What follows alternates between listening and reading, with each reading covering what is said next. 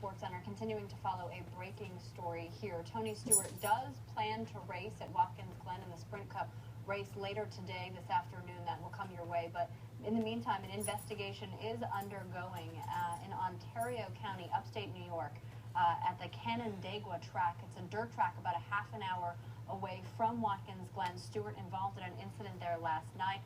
His car struck and killed a driver who had stepped away from his car after a crash on the track about 10:30 last night. And as you mentioned, the plan for Stewart is to race later today. He was racing last night, of course, when that incident took place. To get an idea of the mood, the scene, the reaction from Stewart, local authorities, we have a local reporter, Jennifer Lee, a reporter with our ABC affiliate in Rochester, New York, who joined ESPN Radio to kind of set that scene last night. As far as Stewart goes, Sheriff Pavaro was saying that he was really shaken up by the whole incident.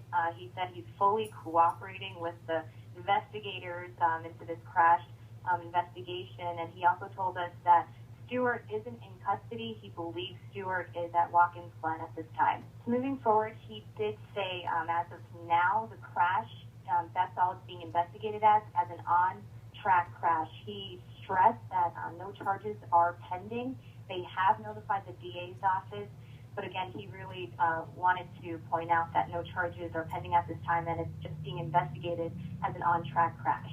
The sheriff told us they've already interviewed multiple witnesses who saw the entire accident go down. He says they plan on speaking with more people who were there, and obviously they're trying to collect video, any other evidence of the actual crash incident that happened, and obviously speaking, I believe, more with Stewart moving forward.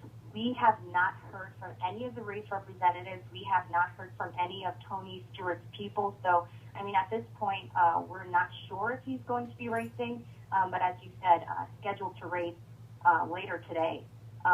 But another point that was interesting is the sheriff said at that particular racetrack several years ago there was another accident, but he said that he believes that accident involved an employee of the racetrack. So just another point that he had mentioned, said that this particular accident would be investigated the same as that previous accident. We have been getting a lot of social media attention about this from local people who are there, other acquaintances with people we know, people very horrified, and even the sheriff was mentioning, hundreds and maybe even up to just under a couple thousand people could actually